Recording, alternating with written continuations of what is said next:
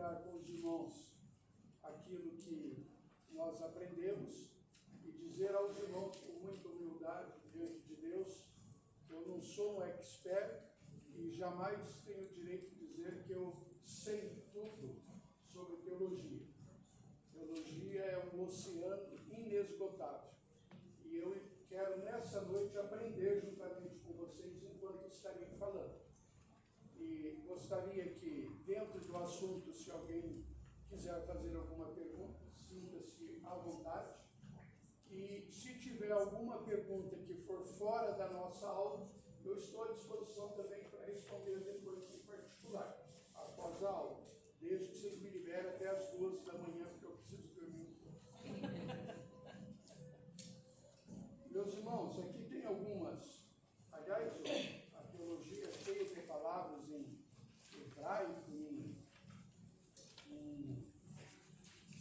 grego, e eu talvez não vá pronunciar corretamente. Então eu conto com a compreensão de vocês, porque eu nunca estudei grego. No entanto, nós vamos pronunciar e acredito que vai ficar compreensível. Eu quero iniciar aqui com uma exposição, de acordo aqui com a nossa lição, que é o curso básico Panorama do Antigo Testamento 1 e 2. Fazer aqui um resumo nessa introdução, dizer aos irmãos que nessa aula de hoje nós vamos mostrar a vocês uma visão geral desse Antigo Testamento, especificamente nesse mês, sobre o Pentateuco. Então, estaremos, nessa aula de hoje vamos estudar sobre o Pentateuco. Então, nós vamos dar assim uma passeada. Palavras minhas, nós vamos dar uma voada aí por cima, como se fosse em São José do Céu. Vamos fazer um voo panorâmico. O que é um voo panorâmico? Bom, aqui está a prefeitura, aqui está o hospital, aqui está a praça do ginásio de esporte, aqui está a igreja, a Assembleia de Deus, pronto, terminou. O que é um voo detalhado para fotografar? Então, ao lado da Assembleia de Deus tem o aprisco, ao lado do ginásio tem o escritório de advocacia, ao lado da prefeitura já tem as lojas, aí seria detalhado. Então, o que nós vamos fazer aqui é dar uma voada por cima, por isso que se trata de um curso básico. Essa é a proposta de um conhecimento generalizado. Isso não impede que nós possamos aí estar se aprofundando no dia a dia, aí, buscando mais conhecimento dentro deste tema. E por isso é muito importante que os irmãos, para as próximas aulas, leiam aquilo que nós vamos apresentar aqui, porque não vai dar tempo da gente ler, pelo menos assim, da forma como eu vou trabalhar com vocês, eu vou preferir mais comentar do que ler tudo. Mas aqui tem umas 3, 4 páginas que se faz necessário nós lermos para que os irmãos possam entender o que seria essa primeira parte. Então, a proposta de hoje é fazer com que haja essa compreensão. E dizer aos irmãos também que o professor sozinho, ele não consegue fazer nada. Quem vai estar no controle, quem vai estar no domínio aqui nesta noite, é o Espírito Santo do Senhor.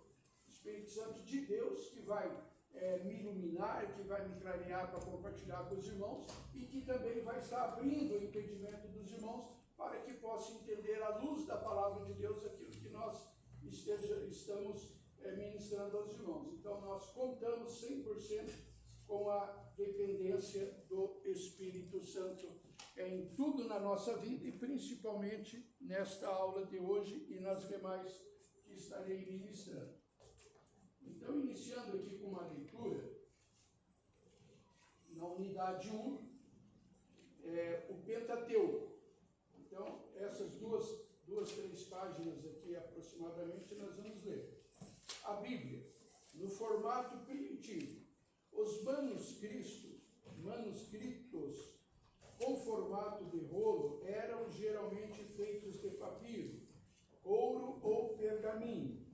O rolo era preso a 2 cabos de madeira, acredito que os irmãos já viram foto disso, ocupando as 2 mãos para manuseá-lo. Depois de lido, era enrolado da direita para a esquerda. Sua extensão dependia da escrita a ser feita. Que bom que hoje nós temos a Bíblia, né? E ainda no data show, e às vezes no celular que você acha ali em 10 segundos. Eu imagino hoje no nosso culto nós temos que usar aí um rolo daquela época, né? Eu ia ter muita dificuldade até eu achar lá onde eu queria ler. Então, facilitou em muito. A Bíblia é um livro singular, ou seja, um livro único. Trata-se de um dos livros mais antigos do mundo e, no entanto, ainda o best-seller mundial por excelência. Ela é um produto do mundo oriental antigo, porém o mundo ocidental moderno a moldou. Já houve tiranos que a queimaram, mas os crentes a reverenciam. É o livro mais traduzido, mais citado, mais publicado e que mais influência tem exercido em toda a história da humanidade. Se nós vemos a história contemporânea, a história paralela, muitos reis, muitos líderes que eram opositores ao cristianismo mandaram queimar a Bíblia. Os cientistas já tentaram de todas as formas para provar que a Bíblia é uma farsa, é uma mentira. Mas em contrapartida, os arqueólogos, de vez em quando, fazem alguma descoberta lá, encontra um evangelho de São Mateus, de São Marcos, ou até mesmo do Antigo Testamento, e publica, dizendo que a Bíblia é verdadeira. Então ninguém conseguiu e ninguém vai conseguir apagar a Bíblia, extirpar a Bíblia da face da terra, porque é a palavra de Deus, inspirada pelo Espírito Santo, inspirada por Deus, e ela vai permanecer aqui para ser um guia para a humanidade. 2. Bíblia. Agora vai explicar o que significa a palavra Bíblia. No vocábulo derivado do latim, proveniente do termo grego, biblos, livros. Então, ela significa uma composição, uma junção de livros. Indica aqueles livros que são conhecidos como canônicos pelos cristãos. Esse termo entrou para as línguas, daqui um pouquinho eu explico o que é canônico. Esse termo entrou para as línguas modernas por intermédio da língua francesa.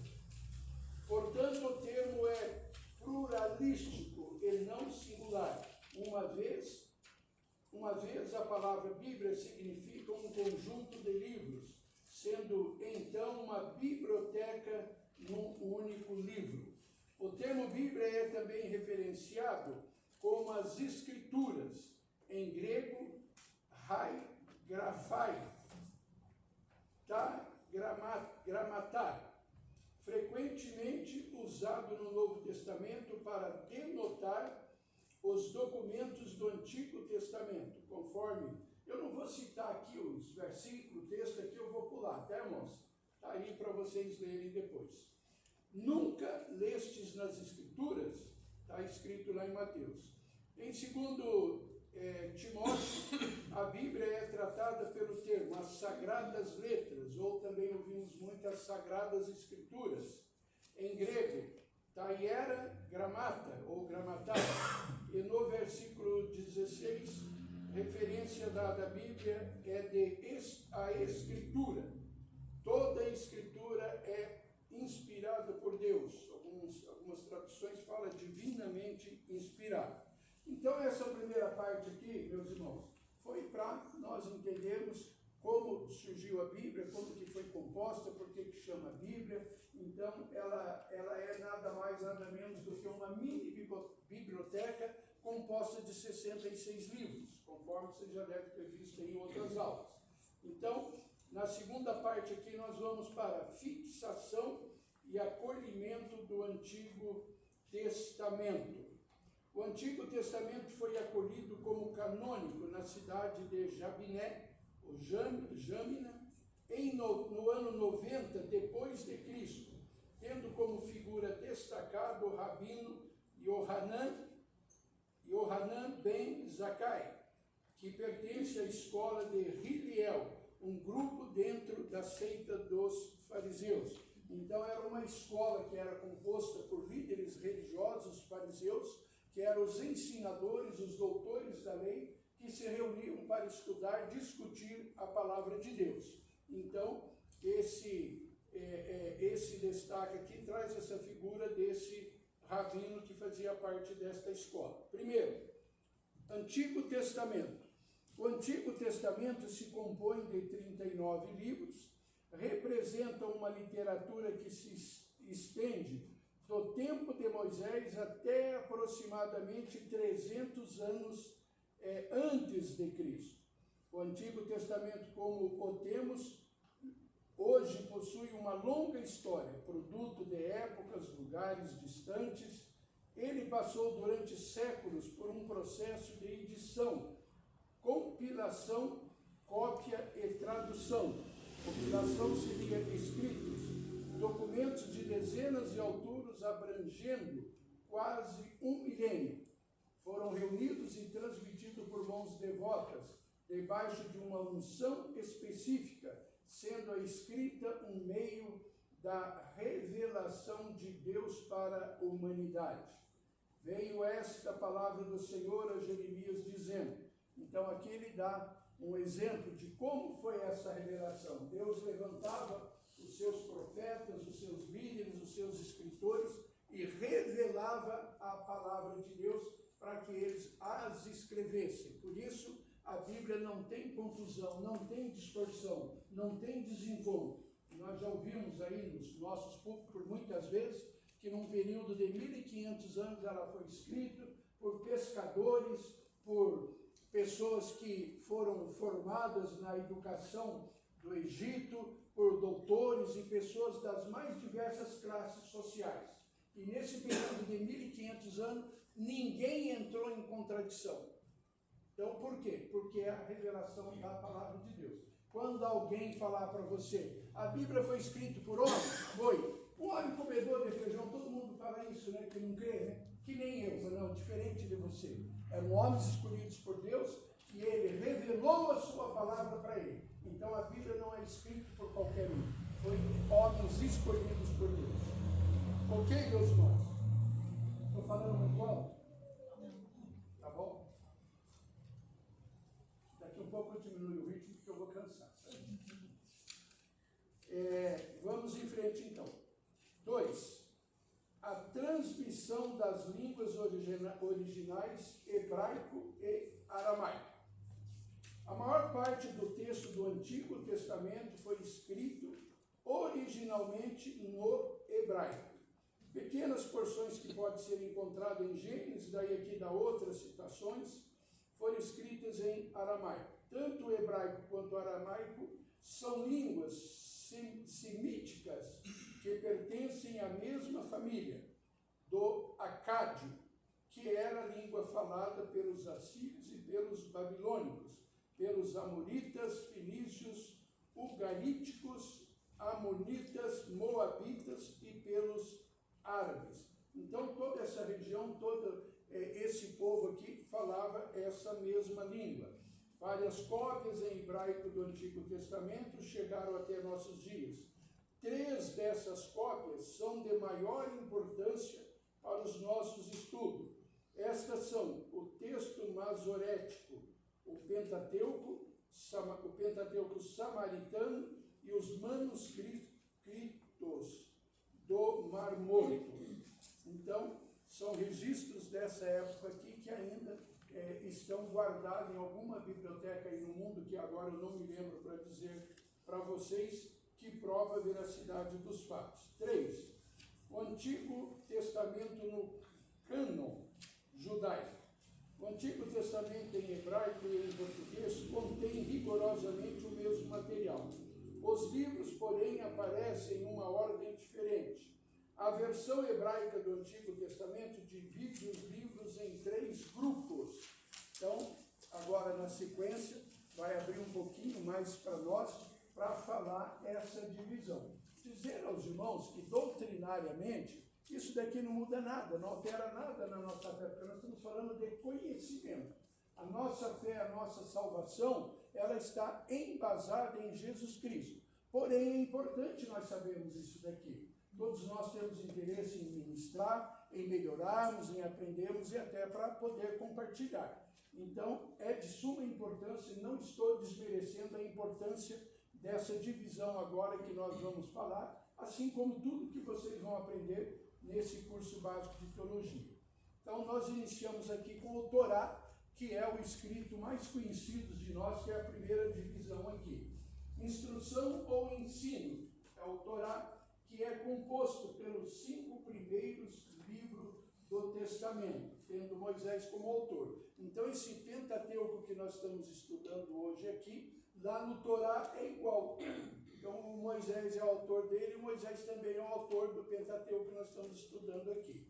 O segundo é o Neviim, os profetas, composto pelos profetas anteriores, ou seja, desde Josué até 2 Reis, e pelos profetas posteriores, de Isaías até Malaquias. Então foram esses profetas, personagens, que fizeram a composição, que escreveram o Neviim. E por último, em terceiro lugar, o Ketuvim, os escritos. Acredita-se que a divisão em 3 partes corresponde às 3 etapas em que os livros receberam reconhecimento canônico, mas não há evidências diretas acerca disso.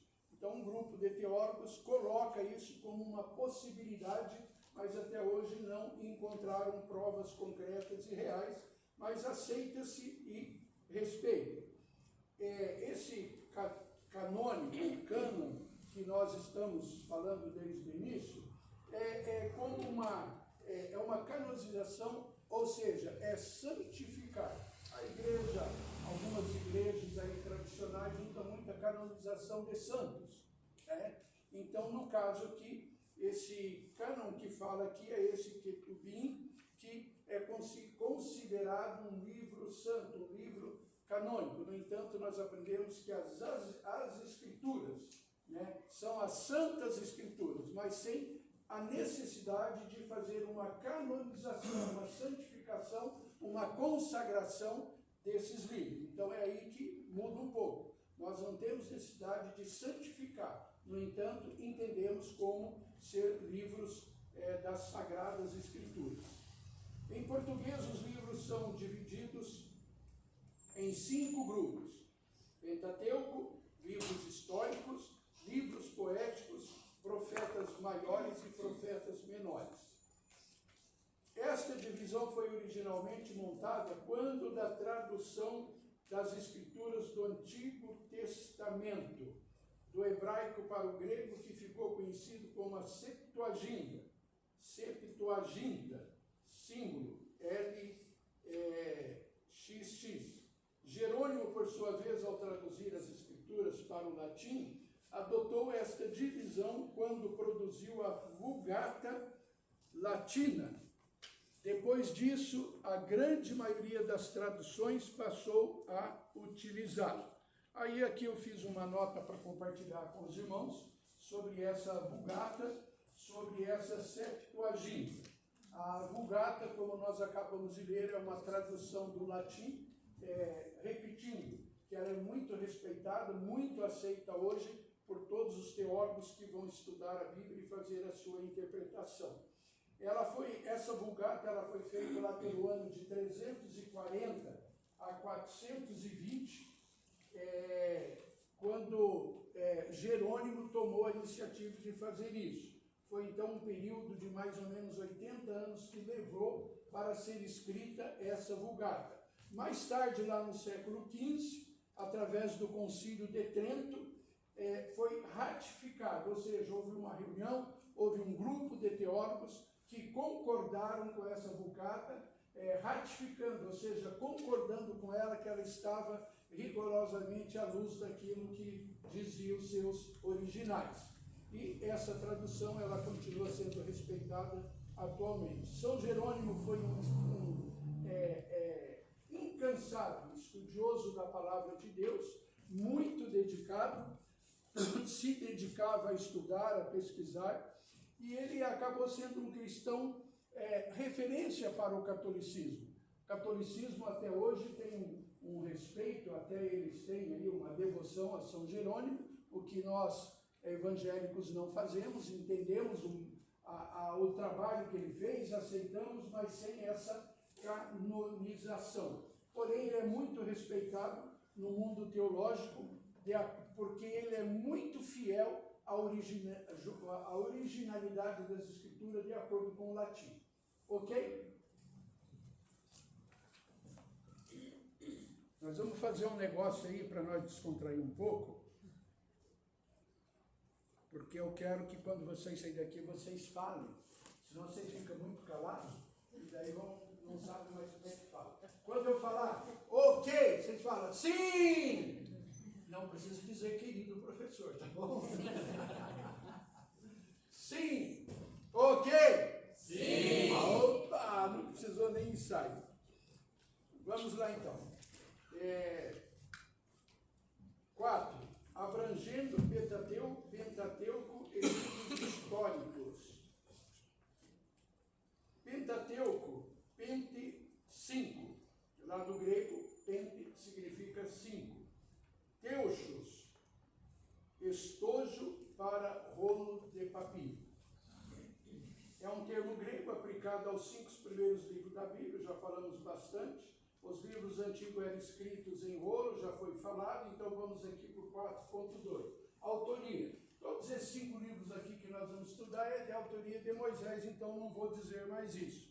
A importância do Pentateuco, desses livros antigos, é incalculável, porque ele traz um registro inicial de uma história muito importante.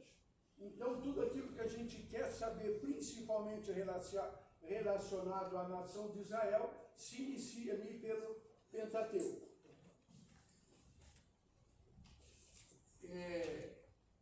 Agora, indo para esse quadrinho, vocês têm aí um quadrinho assim também? Acho que o nosso livro é igual, né? Beleza. Aí vai falar da fundamentação cósmica, ou seja, da fundamentação do universo. Quando fala cosmo, fala mundo, fala universo. De modo simples e direto, identifica a causa primeiro, o início, o começo, o pressuposto de que a criatura deveria ser e de que, após contemplar a obra do cosmos, ou seja, do universo do mundo, o homem teria total impossibilidade de conhecer a Deus, a não ser que ele revelasse. Então havia-se uma compreensão de que o homem conheceu toda a criação, tomou conhecimento de tudo aquilo que Deus fez, e ele se torna agora impossibilitado de conhecer a Deus. Jamais ele veria a Deus, a não ser que Deus o revelasse.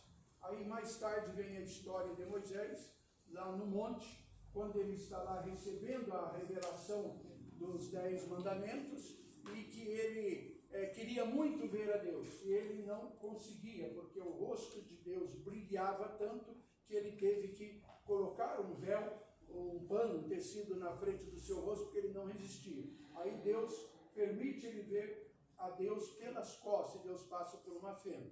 Então, jamais o ser humano vai resistir contemplar a Deus face a face, como ele é aqui na terra. Porém, a nossa esperança é de que lá no céu o veremos face a face como ele é.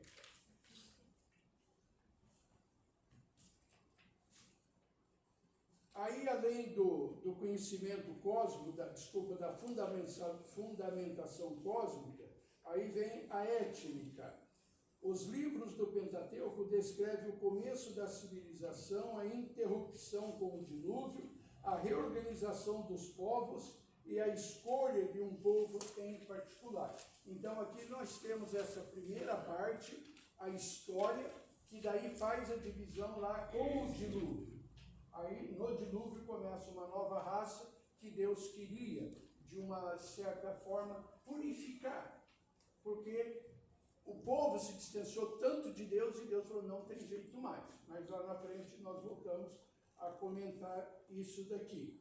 E quando fala assim, a escolha em particular de um povo, foi após o dilúvio que Deus agora escolhe Abraão para ser o pai de uma grande nação. Na parte histórica, então assim, nós estamos falando da fundamentação do universo, falamos agora da questão étnica, da etnia, da formação da raça humana, e agora nós vamos falar da parte histórica. Esses livros, o Pentateuco, são os únicos a traçar a origem do homem numa linha contínua a partir do primeiro ser humano criado, o Adão. Todavia, não é sua intenção apresentar a história completa de todas as raças, mas sim um relato altamente especializado da implantação do reino teocrático no mundo e do plano da redenção da humanidade. Então, o que é essa teocracia que ele fala aqui? Então, teocrático é um governo inspirado por Deus. Essa era a proposta aqui, a partir dessa história que Deus queria mudar. Então, o governo agora passa a ser um governo inspirado por Deus, quando surgem os profetas e os reis colocados por Deus.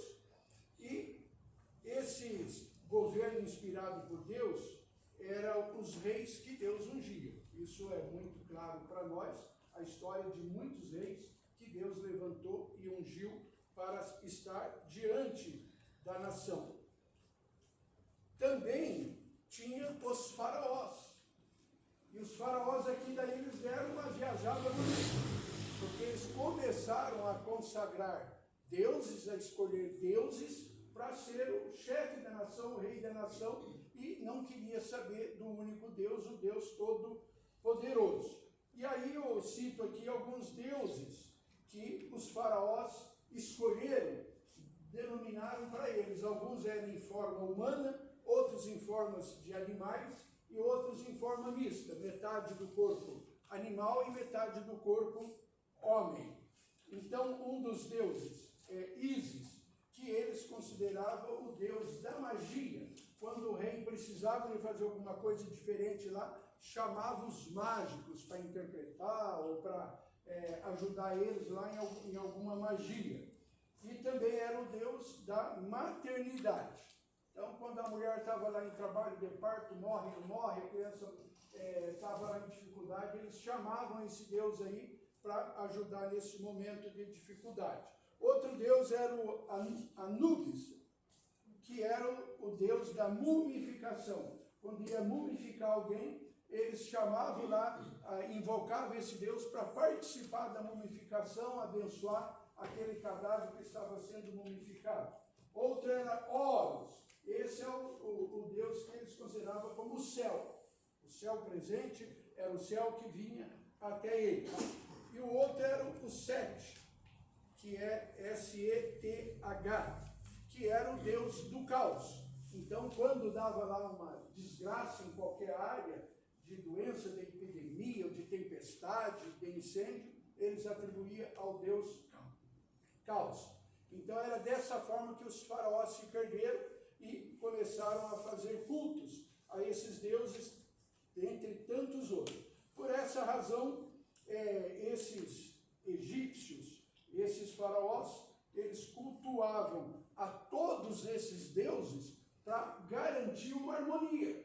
Não, vamos, como diz aí a linguagem popular, acender uma vela para cada santo.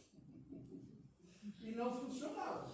A história está clara que não funcionava. Então, não, vamos agradar a todos esses deuses aí para nós não ficar em situação difícil com ninguém.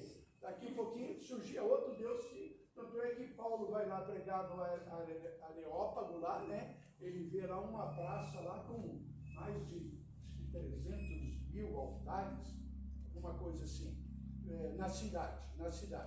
Então, por quê? Cada casa, a família escolhia um tipo de Deus. Dava lá um boi e morria. Vamos eleger aqui um Deus porque matou esse boi aqui, então está em paz com ele.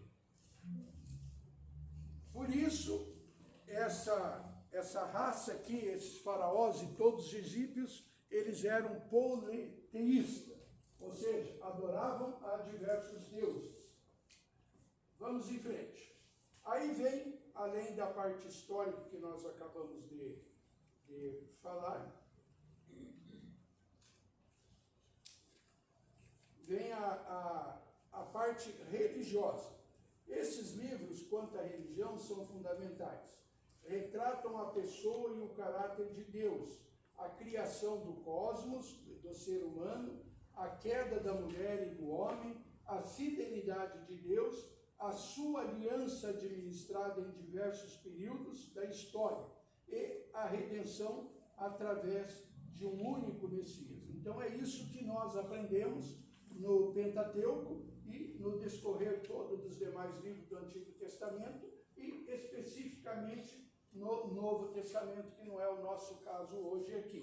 Então Deus estabelece através desse momento religioso essas alianças com o ser humano, no sentido de resgatar o elo que se quebrou, de fazer agora um conserto, um acerto, para que eles pudessem entrar pelo caminho e voltar a obedecer a Deus e manter a sua fidelidade a Deus. E por último, o profético. Os livros do Pentateuco são a origem dos temas proféticos mais importantes da Bíblia. De um modo especial, o livro de Deuteronômio. Há 70 anos eu tento aprender essa palavra e não misericórdia. Da nona ali. De um modo especial, o livro é o lugar clássico da profecia.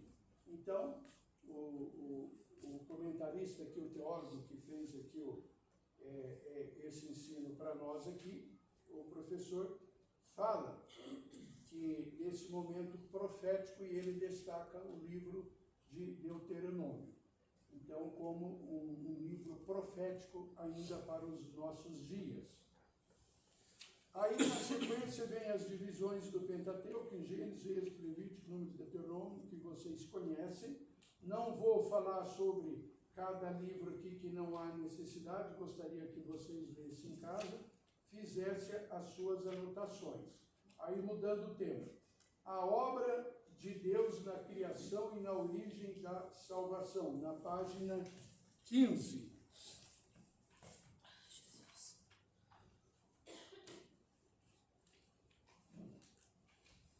Eu sei que todos os irmãos aí trabalharam e às vezes o cansaço bate. Se alguém quiser se levantar, ficar do ladinho e encostar na parede, fiquem à vontade, tá bom? Quase todas as tradições judaicas reconhecem até a modernidade a autoria de Moisés. Então, Moisés, como nós já dissemos por 2 ou 3 vezes, ele é o autor.